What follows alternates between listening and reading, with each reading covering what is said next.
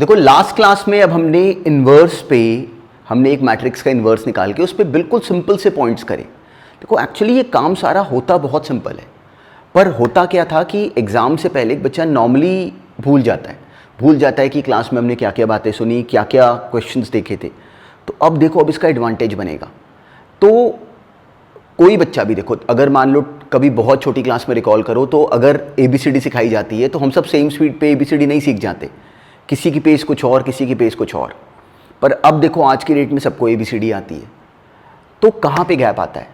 Gap आता है कि किसी ने उस प्रोसेस को स्लो समझना है, किसी ने उसी प्रोसेस को समझ लेना है बहुत तेज़। ग्रास्पिंग इनिशियली डिफरेंट हो सकती है बेस्ड अपॉन IQ, पर इट डजंट मीन्स कि दो लोग compete नहीं कर सकते।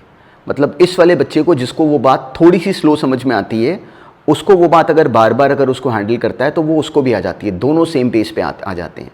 तो इसलिए जो मेन रोल है वो क्या है एक्चुअली इस पूरे प्रोसेस में? हार्डवर्क का। उस प्रोसेस से नहीं बचना। इस पूरी IIT की प्रिपरेशन में, पूरे +2 के बोर्ड में जो सबसे बड़ा गेम चेंजर है वो एक्चुअली हमारा हार्डवर्क है। तो अब से पहले हमें समझ नहीं आता एक बच्चे को कि वो हार्डवर्क करे तो करे कैसे, हार्डवर्क भी कैसे चाहिए राइट डायरेक्शन में। तो वो राइट डायरेक्शन क्या है कि जो हम लोग क्लास अब जो अटेंड करते हैं, अब से पहले हमारे पास ये अपॉर्चुनिटी नहीं थी कि उस क्लास को हम फिर से अटेंड कर पाएँ, तो अब है, तो उसका बेनिफिट लेना। एक एक क्लास को जो हमने मान लो अटेंड करी, अब जैसे लास्ट वाली क्लास हमने इन्वर्स की करी, तो उसमें जो क्वेश्चंस करे अगर हम उसको दोबारा रिकॉल कर लें, तो अब जब सेकंड टाइम उसी क्लास को अटेंड करोगे तो अब तेज़ करोगे। तो उसको नोटिस करना कि उसमें जो जो क्वेश्चंस करें हमें सब बातें ध्यान में हैं। अगर हैं तो बहुत अच्छा, अगर कुछ नया पॉइंट उसमें सेकंड बार किताब पढ़ने पे, सेकंड बार क्लास अटेंड करने पे हमारा इनसाइट 10 टाइम्स बढ़ जाएगा। याद रखना ये बात। सेकंड बार अटेंड करना देखो ज़्यादा बोरिंग है, पर सेकंड बार क्लास अटेंड करने पे हमारा इनसाइट कई गुना बढ़ जाएगा, क्योंकि अब हमारे माइंड में एक बेस बना हुआ है, उसके ऊपर हम अपनी स्टोरी को बिल्ड अपॉन करते हैं, तो हम लोग का काम एक्चुअली और इंटरेस्टिंग हो जाता है। तो चलो, जो लास्ट क्लास में काम करा वहीं से काम शुरू करते हैं। आज वाली क्लास में अब स्ट्रेट फॉरवर्ड क्वेश्चंस आएंगे, वो पहले सॉल्व करो, फिर आज वाली क्लास में नई बात करनी शुरू करेंगे, विच इज़ वेरी इंपॉर्टेंट। तो चलो, अभी सबसे पहले ये बहुत ईजी सा क्वेश्चन, अब देखो स्ट्रेट फॉरवर्ड है, ये होना चाहिए बिल्कुल लास्ट क्लास में जो पॉइंट करा उसी के ऊपर बेस्ड है, तो अपने आप कर सकते हो। बिल्कुल सिंपल सा क्वेश्चन था। अब हमें इसका फॉर्मेट नोन था, हमें क्लियरली समझ में आता है कि ये AXB गिवन था कि बराबर है C के। हमने क्या करना है कि यहाँ से किसी तरीके से इस x को बाहर निकालना है। तो क्या करें, इसको A इनवर्स से पहले लेफ्ट मल्टीप्लाई करेंगे और B इनवर्स से राइट मल्टीप्लाई करेंगे। वो करती है x क्या बन जाता है, A inverse into C into B inverse. वो निकालने 2/2 मैट्रिक्स में हमें बहुत तेज आते हैं। सिंपली दोनों का डिटर्मिनेंट निकाला, A इनवर्स B इनवर्स सब निकाल के मल्टीप्लाई करा, तो ये बन गया x। तो इस क्वेश्चन में ट्रिक कोई नहीं थी, बस हमारा फॉर्मेट एग्जैक्टली राइट बनना चाहिए था, based upon the same logic जो हमने लास्ट क्लास में सुना हुआ है। अब नेक्स्ट करो। अब देखो लास्ट क्लास में हमने एक्चुअली ये पैटर्न क्रिएट करा था, पर ये बहुत काम का है। अब देखो यहाँ तो डायरेक्टली बोला ही गया एडजॉइंट A का इन्वर्स क्रिएट कर दो। तो हमें कितना सा पॉइंट पता है, बिल्कुल माइनर सा, कि A इंटू एडजॉइंट A करो तो वो डिटर्मिनेंट A इंटू IN आता है, और वही एडजॉइंट A इंटू A है। तो अगर बिल्कुल रिकॉल करो कि अगर हम इस डिटर्मिनेंट A को इधर डिवाइड कर दें, सिंपली अगर हम इस डिटर्मिनेंट A को इधर डिवाइड कर दें, तो एक्चुअली क्या हो रहा है कि एडजॉइंट A को इस मैट्रिक्स के साथ मल्टीप्लाई करे जाने पे आंसर क्या आ रहा है, IN। तो अगर एडजॉइंट A को इस मैट्रिक्स के साथ मल्टीप्लाई करने पे अगर IN बनता है, तो हमें स्ट्रेट फॉरवर्ड दिखता है कि यही तो डेफिनेशन होती है एक्चुअली इन्वर्स की, कि एक मैट्रिक्स को किसी और मैट्रिक्स के साथ मल्टीप्लाई करे जाने पे अगर आंसर आइडेंटिटी मैट्रिक्स बन जाए, मतलब इस मैट्रिक्स का जो इन्वर्स है वो ये मैट्रिक्स है। तो एडजॉइंट A का इन्वर्स क्या आ गया, simply A matrix divided by determinant A। तो बहुत बेसिक सा पॉइंट है, पर इसको ध्यान में रखना है। एडजॉइंट A का इन्वर्स क्या बनेगा, simply matrix A divided by determinant A। तो इस पे हमने लास्ट क्लास में भी एक क्वेश्चन करा था, वो भी बहुत काम का था। तो इस पूरे पैटर्न को इसमें ध्यान में रखना। पर ये बात हर बार शुरू कहाँ से होती है, इस लाइन से। बस इतनी सी बात हम लोग अगर पूरी तरह अपने माइंड में रखेंगे तो फिर इसके क्वेश्चंस नहीं फंसते। और ये अच्छे क्वेश्चंस हैं, लोग उसमें बहुत ब्लॉक हो सकते हैं, पर हम नहीं होंगे। अब नेक्स्ट करो। सेम पॉइंट था, रिकॉल करो, हमने लास्ट क्लास में भी ऐसा क्वेश्चन करा था। एडजॉइंट A हमें गिवन है, हमसे मैट्रिक्स A पूछा गया, तो इसका हर बार तोड़ कहाँ से निकलता है, बिल्कुल हमारे नोन पॉइंट से। अभी भी हमने खुद ही बना लिया कि एडजॉइंट A का इन्वर्स क्या है, A अपॉन डिटर्मिनेंट A। तो वहाँ से A कितना आ जाएगा, सिंपली इस नंबर को इधर मल्टीप्लाई कर दो, तो determinant A into adjoint A जो गिवन है उसका इन्वर्स। तो मुझे क्या करना चाहिए, इस गिवन मैट्रिक्स का इन्वर्स निकालना चाहिए और उसको सिंपली डिटर्मिनेंट ए से मल्टीप्लाई करना चाहिए। अब देखो डिटर्मिनेंट ए डायरेक्टली तो हमें पता नहीं है, पर अब जो पिछला क्वेश्चन हमने इस तरह का करा था उसमें डिटर्मिनेंट ए गिवन था। तो अब यहाँ पे एक बात और नोटिस करो, वो भी बहुत छोटी सी है और उसका ध्यान रखना। रिकॉल करो कि हमने कभी खुद ही बनाया था कि डिटर्मिनेंट ऑफ एडजॉइंट ए जो होता है ये डिटर्मिनेंट ए की पावर n-1 होता है, where n stands for the order of the matrix. तो हमें क्लैरिटी है कि डिटर्मिनेंट ऑफ एडजॉइंट ए, जो कुछ भी इसके डिटर्मिनेंट का आंसर आएगा वो डिटर्मिनेंट ए की पावर, इस सवाल में 3/3 मैट्रिक्स है तो वो 3-1 मतलब डिटर्मिनेंट ए का स्क्वायर हो जाएगा। मतलब अगर हम इसका डिटर्मिनेंट निकाल लें तो वो बराबर आएगा डिटर्मिनेंट ए का स्क्वायर के, वहाँ से डिटर्मिनेंट ए हम निकाल सकते हैं। बिल्कुल सिंपल सा लॉजिक। तो अब मुझे क्या करना चाहिए, मुझे इस मैट्रिक्स का एडजॉइंट निकाल देना चाहिए। एडजॉइंट ए हमें गिवन था, अब हमने इसका डिटर्मिनेंट निकाला, वो कितना आ गया 12। एडजॉइंट ए का डिटर्मिनेंट अगर 12 आया तो डिटर्मिनेंट ए का स्क्वायर मतलब 12 आ गया, वहाँ से डिटर्मिनेंट ए कितना आ गया 12 का रूट विच इज +-2√3। अब देखो इसको नोटिस करो कि हमने क्रिएट कैसे करा। तो अगर जो क्वेश्चन इस तरह का हमने लास्ट क्लास में करा था उसमें डिटर्मिनेंट ए गिवन था, अब देखो वो भी नहीं गिवन, तो हमें क्लैरिटी है कि उसकी ज़रूरत भी नहीं थी, वो हम अपने आप ही बना सकते थे। पहला सवाल था इसलिए मैंने वहाँ पे उस पर ब्लॉक नहीं करा, पर एक्चुअली देखो वो भी डायरेक्टली निकल जाता। तो अब सिंपल था, अब सिंपली हमने इस मैट्रिक्स का एडजॉइंट निकालना है। एडजॉइंट निकालना है, उसको उसके डिटर्मिनेंट से डिवाइड कर देना है। हमने क्या करा, सिंपली पहले इस मैट्रिक्स का एडजॉइंट निकाला और फिर सिंपली एडजॉइंट निकालने के बाद उसको उसके डिटर्मिनेंट से डिवाइड करा और साथ में इनटू डिटर्मिनेंट ए देखो अलग से करा। तो हमारा आंसर क्या बनता, सिंपली देखो पहले हमने जो एडजॉइंट ए था सिंपली इस मैट्रिक्स का इन्वर्स निकाला और सिंपली उसको डिटर्मिनेंट ए से बाद में मल्टीप्लाई कर दिया। इसको अंदर ले जाओ, जो बनता वो अपना आंसर है। तो इस थॉट पे हमने अब ये दूसरा सवाल करा है, इसको ध्यान में रखना। बहुत सिंपल सी वैरायटी होती है पर इसको बिल्कुल ध्यान में रखना। अभी आज वाली क्लास में इसी पॉइंट पे एक सवाल और करते हैं कि ये पॉइंट पूरी तरह हमारे माइंड में अच्छी तरह सेटल हो जाए। अब नेक्स्ट करो। देखो अच्छे बच्चे भी इस पॉइंट पे कंफ्यूज रहते हैं, तो हम बिल्कुल कंफ्यूज नहीं होंगे। ए मैट्रिक्स अगर हमें गिवन है तो एडजॉइंट ए का इन्वर्स तो हम बहुत फास्ट निकाल लेते हैं। हमें क्लैरिटी है कि एडजॉइंट ए का इन्वर्स क्या बन जाता है, सिंपली डिटर्मिनेंट ए पहले निकाला वो आ गया 4, एडजॉइंट ए का इन्वर्स हो जाता है मैट्रिक्स ए अपॉन डिटर्मिनेंट ए। तो मैट्रिक्स ए तो हमारे पास पहले से ही है, सिंपली इसको डिटर्मिनेंट ए से डिवाइड करा, ये अपना पहले पार्ट का आंसर तो बन गया। अब हमसे सेकेंड पार्ट में क्या बोला गया, एडजॉइंट ऑफ ए इन्वर्स निकाल दो। तो हमें क्लैरिटी है कि adjoint of A inverse is same as adjoint A का इन्वर्स, तो उसके लिए हमें कुछ करना ही नहीं है। तो सिंपली हमें क्लियर है कि adjoint of A inverse is same as adjoint A का इन्वर्स, तो वो आंसर तो सेम ही आ गया। पर इस सवाल को, इस थॉट को अपनी माइंड में रखना, इसको वैसे भी अपने माइंड में रखना। जब क्वेश्चंस अच्छे आते हैं तो कई बार हम इन्हीं बातों को अप्लाई करने से रह जाते हैं क्योंकि हम भूल जाते हैं।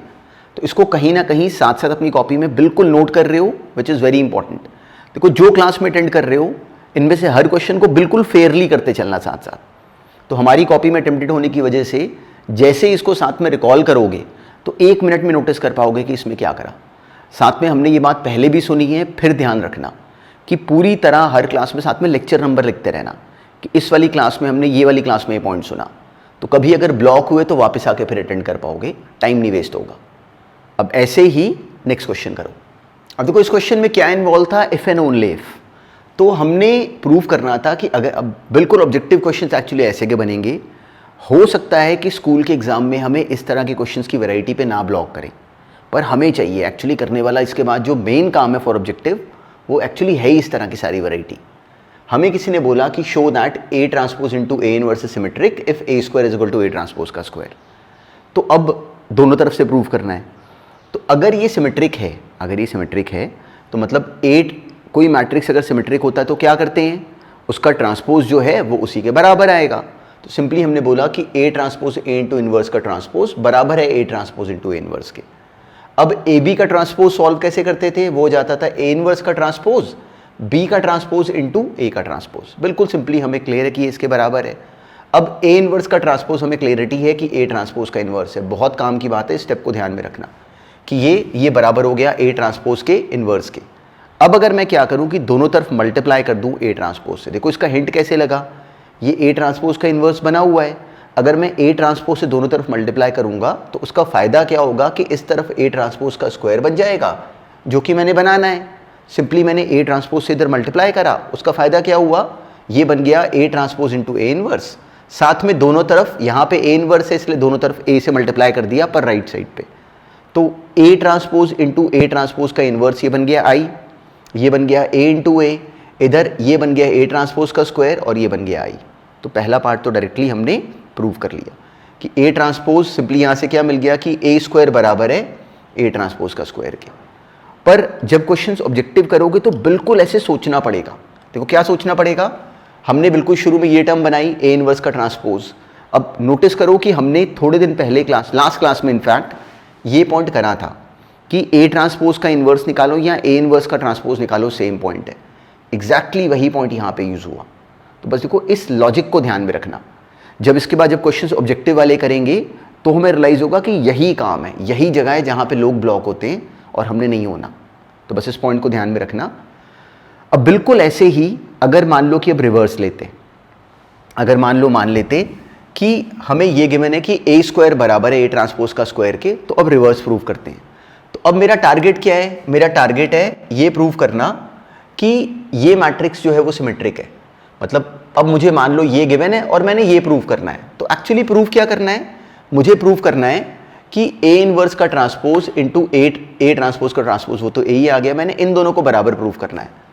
तो अब मेरा माइंड ऐसे चलेगा कि मैं इसको बनाऊं कैसे, इसको नोटिस करना, ए इंटू ए हमें क्लैरिटी की A transpose into A transpose है। मेरा टारगेट क्या है, A transpose into A inverse का ट्रांसपोज, बिल्कुल वो टर्म क्रिएट करने का। तो अब क्या करा कि सिंपली मान लो दोनों तरफ ए ट्रांसपोज के इनवर्स से मल्टीप्लाई करा। क्यों करा, क्योंकि ऐसा करते ही हमें दिखता था कि सिंपली ये वाली जो टर्म थी इंटू ए ट्रांसपोज वाली, ये तो बन जाती आई, एक matrix B into B inverse, वो क्या बन गया आई, और मेरी टर्म बन गई A transpose into A inverse. इधर एग्जैक्टली वही टर्म बन गई जो हमने प्रूव करनी है। नोटिस करो एग्जैक्टली वो टर्म बन गई। तो जो मेन टास्क है, जब क्वेश्चंस ऑब्जेक्टिव फेस करेंगे तो हमें रियलाइज होगा कि एग्जैक्टली मेन टास्क एक्चुअली है ही यही, कि जो प्रूव करना है बिल्कुल उस तरफ दिमाग लगाओ कि वो बनाना कैसे है। तो ऑब्जेक्टिव वाले जब क्वेश्चंस करेंगे तो उस पर बहुत सारी वैरायटी करेंगे, पर पहले हमें इन बेसिक बातों की तो क्लैरिटी साथ साथ होनी चाहिए।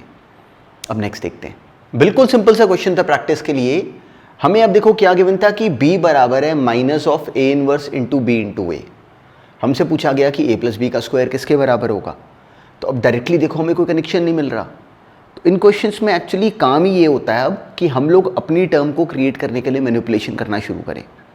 तो क्या हमें दिखता है कि जो इधर वाला ए इनवर्स है, हमें ये कहीं ना कहीं हिंट देता है कि अगर हम इसको दोनों तरफ मान लो a से मल्टीप्लाई करें तो उसका बेनिफिट क्या होता है। देखो नोटिस करो, लिखो चाहे मत, पर इसको ऑब्जर्व करना शुरू करो। a इंटू ए इनवर्स कितना बन जाता है आई।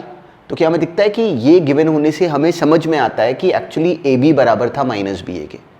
तो उन्होंने हमें उस सिंपल सी बात को बस घुमा के ऑकवर्ड तरीके से बोला, पर actually what was given was straight forward कि A B is equal to minus B A.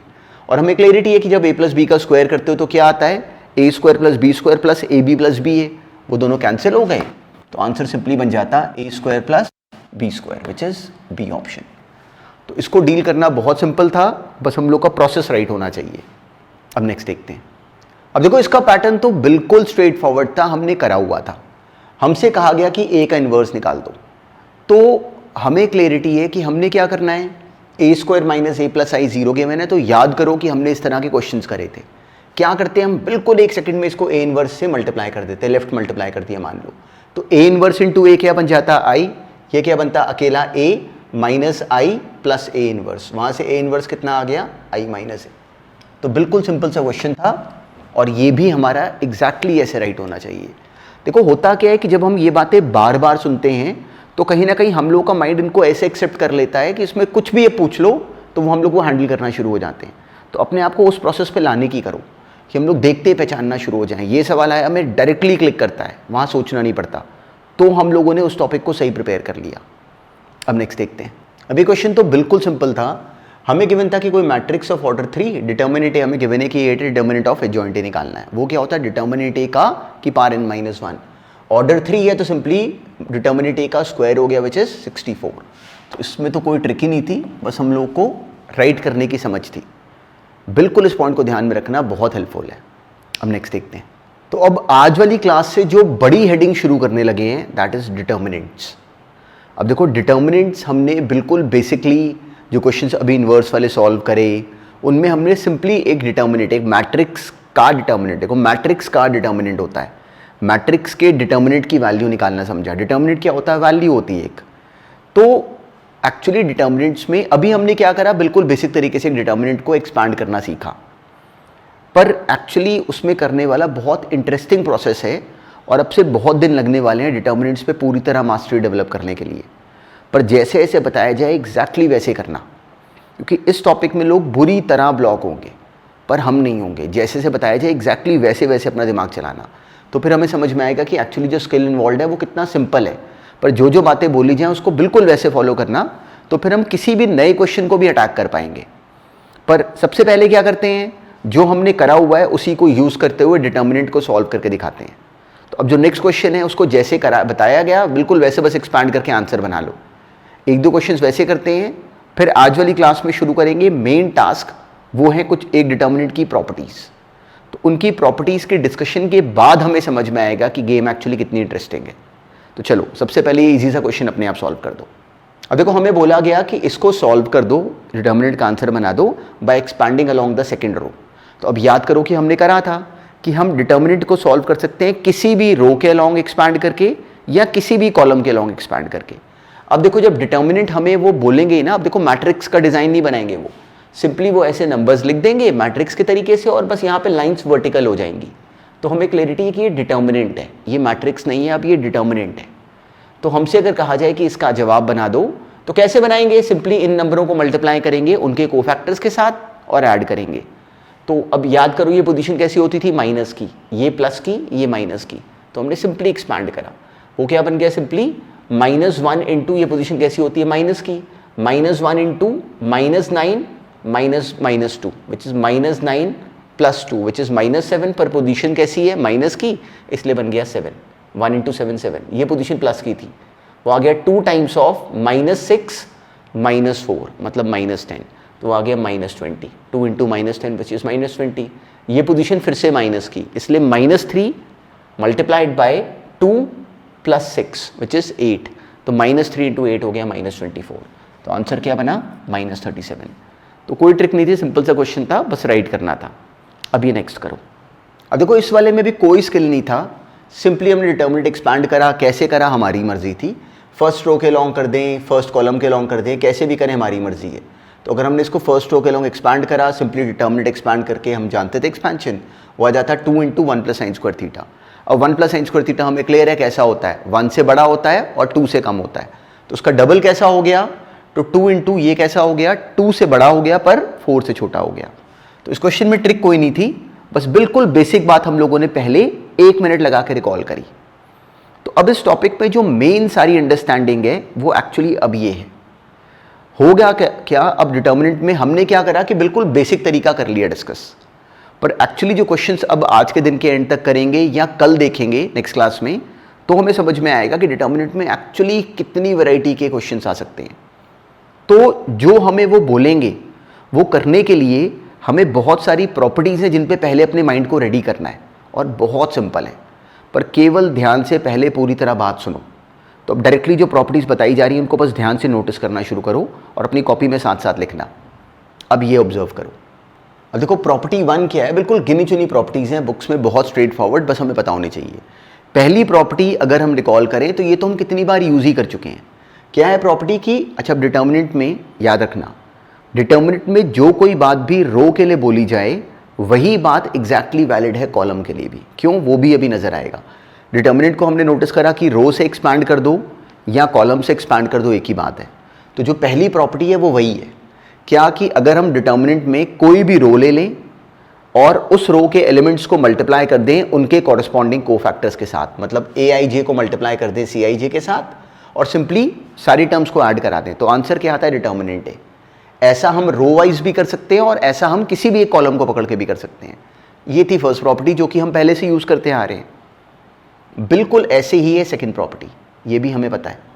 Second property क्या थी कि if we multiply terms of any row with corresponding cofactors of some other row. मान लो हमने पहली row के elements ले लिए और उनको मल्टीप्लाई करते गए corresponding cofactors of the third row. पहली रो के एलिमेंट्स को मल्टीप्लाई कर रहे हैं थर्ड रो के कोफैक्टर के साथ, तो तो आंसर क्या आएगा 0।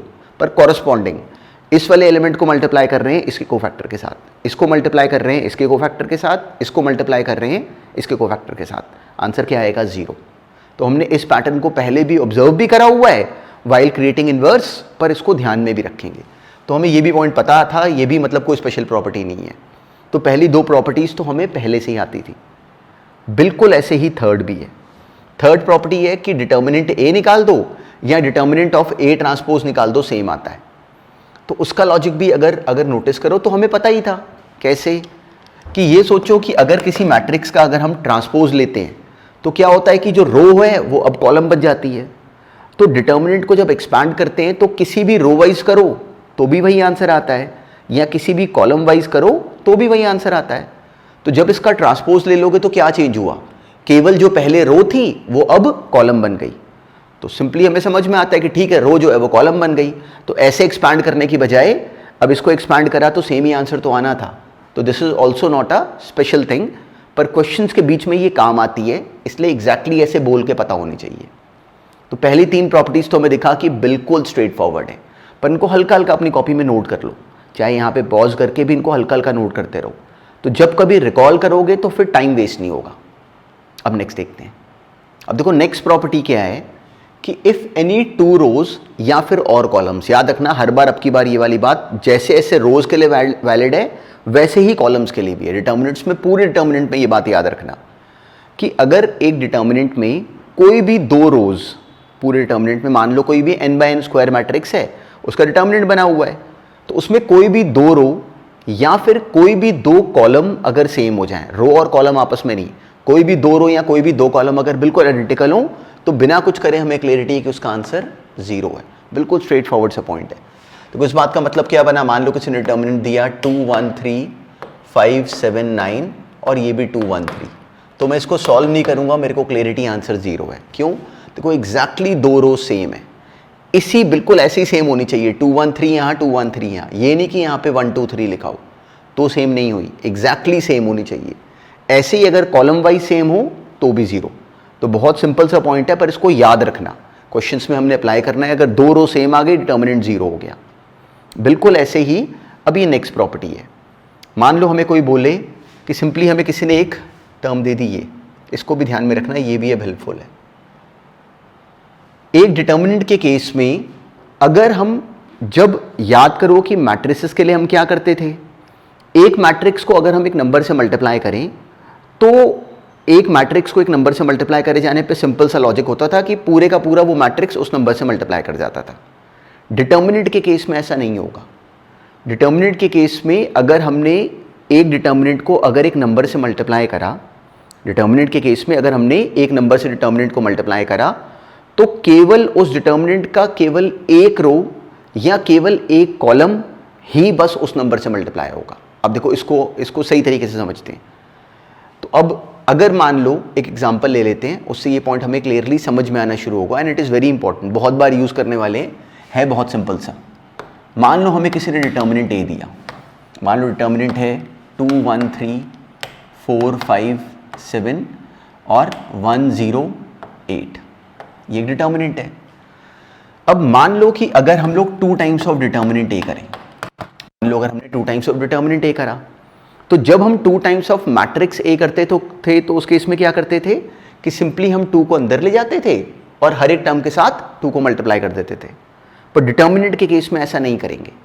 डिटर्मिनेंट के केस में हमें क्लियरली समझ में आता है कि जब ये 2 मल्टीप्लाई करेगा अंदर, तो किसी भी एक रो को मल्टीप्लाई कर दो या किसी भी एक कॉलम को मल्टीप्लाई कर दो, दैट्स इट। तो अब अगर मान लो कि मैं इसके कॉरस्पॉन्डिंग टर्म अगर बनाता तो सिंपली ये 2 यहाँ पे अंदर जाता, और मान लो इसको बस मैंने केवल फर्स्ट रो से मल्टीप्लाई करा, केवल देखो फर्स्ट रो से मल्टीप्लाई करा, बाकी दोनों सेम है, उसमें कोई चेंज नहीं, बाकी दोनों सेम है, तो 2 टाइम्स ये बन जाता। तो एक्चुअली इसी बात का जो रिवर्स है वो भी ट्रू है। इसी बात का जो रिवर्स है इनफैक्ट वो ज्यादा काम आएगा। क्या है रिवर्स? कि मैट्रिसेस के केस में अगर मान लो कोई मैट्रिक्स हमें देता, मान लो किसी ने एक मैट्रिक्स दिया और उस मैट्रिक्स का हर एक टर्म मान लो 5 से मल्टीप्लाई होता है, तो हमें समझ में आता है कि हम उस नंबर 5 को उस मैट्रिक्स के बाहर ला सकते थे। पर डिटर्मिनेंट के केस में एक्चुअली काम, मान लो किसी ने डिटर्मिनेंट ए दिया 4, 6, 4, 8, 10, यहाँ 15, मान लो यहाँ पे 6 और ये मान लो 9 एंड दिस इज 10, 25 और this is let us assume 15। ये किसी ने डिटर्मिनेंट दिया। तो अब अगर ये डिटर्मिनेंट ए है तो हमें दिखता है कि अब की बार इस डिटर्मिनेंट की जो पहली रो है उसमें दिखता है कि ये भी 2 का मल्टीपल, ये भी 2 का मल्टीपल, ये भी 2 का मल्टीपल। तो इस पूरी रो में से अगर हम चाहें तो 2 बाहर कॉमन ले सकते हैं। कॉमन मतलब यहाँ पे बाहर कॉमन नहीं लिखेंगे, 2 इस पूरी रो में से बाहर कॉमन आ सकता है। तो जिस लॉजिक से हमने ये बात समझी कि अगर डिटर्मिनेंट में जब नंबर को मल्टीप्लाई करेंगे तो केवल किसी एक रो या किसी एक कॉलम को करेंगे, उतनी ही लॉजिकली अगर डिटर्मिनेंट की किसी एक रो में से कुछ अगर कॉमन आ रहा है तो एक्चुअली वो पूरे डिटर्मिनेंट। तो are we able to see कि सिंपली इस वाली रो में से 2 बाहर कॉमन आ रहा है और ये 5, बाकी दोनों देखो सब कुछ सेम रहा, उसमें कोई चेंज नहीं, 10, 15 और 25।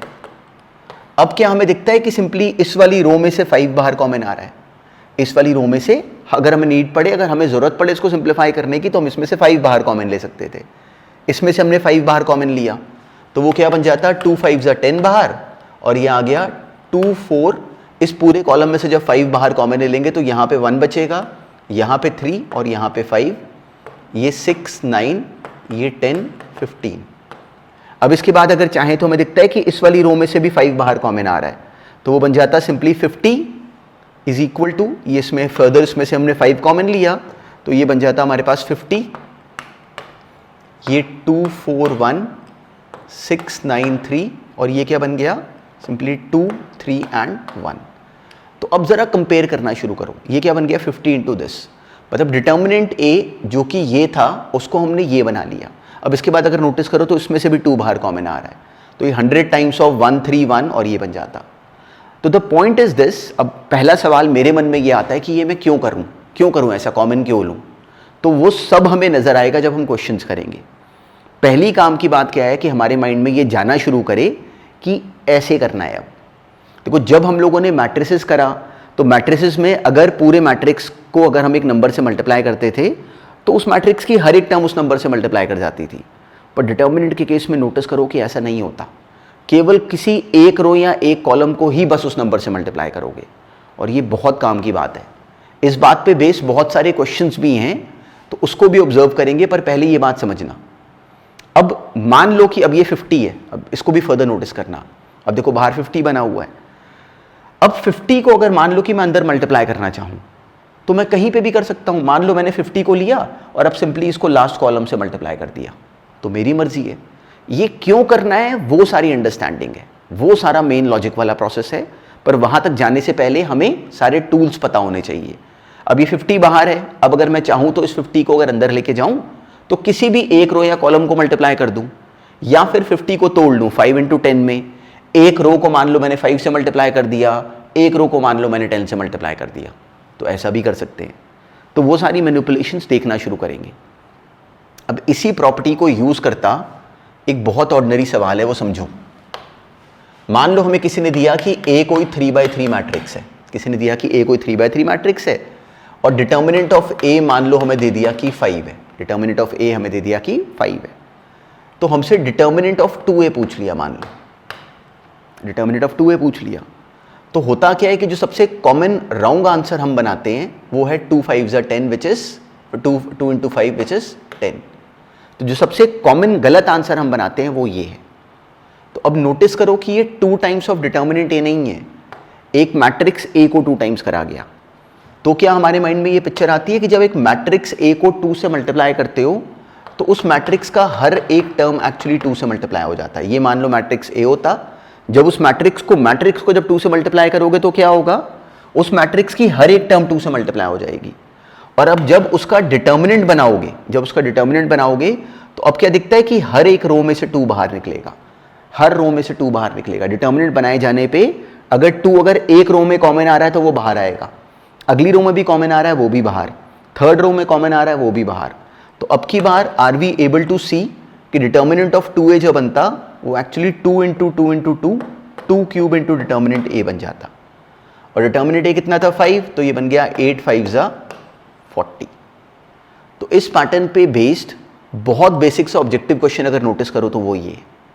पर हम लोग ये सब करेंगे, बस पहले काम की बात क्या है कि हमारे माइंड में ये बिल्कुल बेसिक सी प्रॉपर्टी, ये भी कोई स्पेशल बात नहीं है, पर हमने बहुत बार यूज़ करनी है, इसलिए इसका केवल पैटर्न हमने रिकॉग्नाइज करना शुरू करा। ये क्वेश्चंस में कैसे काम आएगा, इसका क्या करना है, वो सब करेंगे डिस्कस। पर पहली काम की बात क्या है कि हमें बस ये प्रॉपर्टी समझ में आए। अब बिल्कुल ऐसे ही नेक्स्ट प्रॉपर्टी ऑब्जर्व करो, बिल्कुल ऐसे भी नेक्स्ट प्रॉपर्टी भी नोट करना। क्या है, बहुत सिंपल सी है।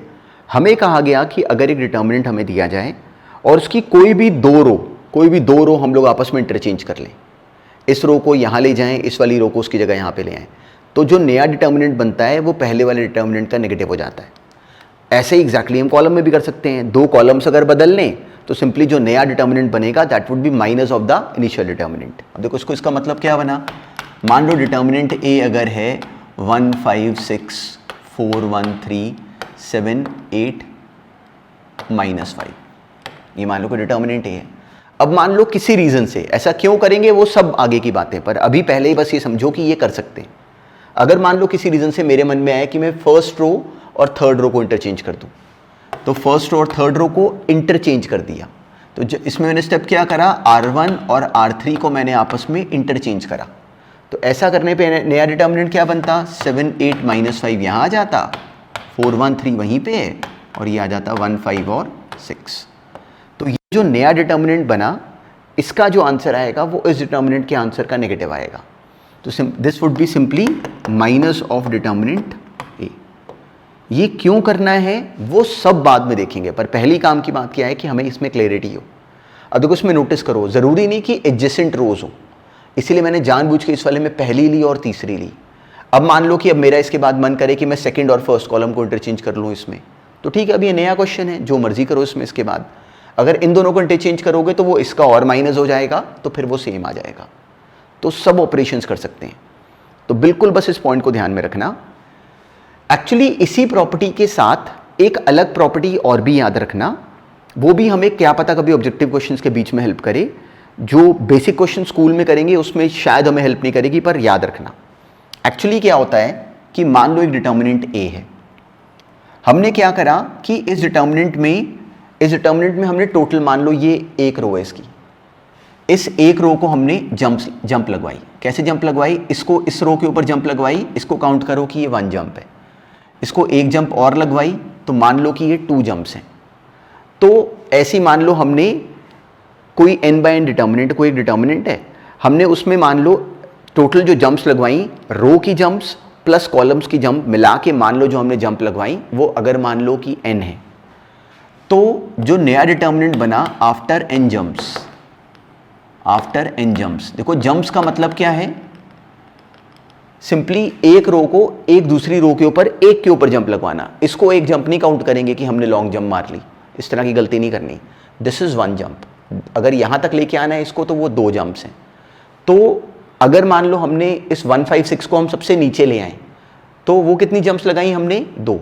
उसके बाद मान लो हम लोग कुछ कॉलम की जंप्स लगवाएं या रो में कुछ भी करें, मान लो जो टोटल हमने जंप्स लगवाई अगर वो मान लो n है, और n जंप्स के बाद जो नया डिटर्मिनेंट बना अगर वो b है, तो डिटर्मिनेंट b जो होगा वो -1 की power n into determinant a होगा। इसको ध्यान में रखना, वो सिंपली -1 की power n into determinant a होगा। तो अब जैसे अगर मान लो कि मैं इस 1 5 6 को उठा के सबसे नीचे ले आता, तो वो क्या बन जाता, 4 1 3 7 8 -5 और यहाँ पे 1 5 6। तो मैंने जंप्स कितनी लगवाई हैं, 2। तो मुझे बिना कुछ करे समझ में आता है कि जो मेरा आंसर बनेगा दैट वुड बी -1 की पावर 2, मतलब सेम डिटर्मिनेंट है, वही आंसर बनेगा जो कि यहाँ बनता।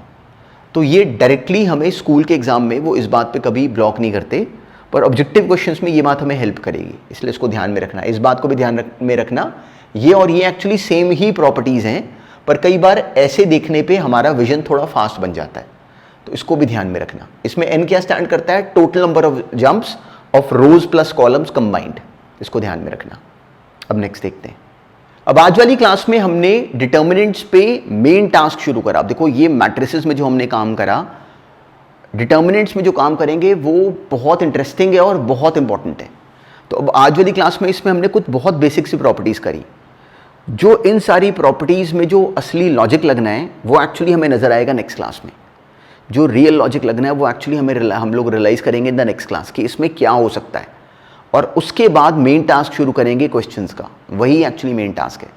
तो बस अभी आज वाली क्लास में क्या करो कि जो प्रॉपर्टीज़ करी इनको एक बार ज़रूर देख लो फिर से।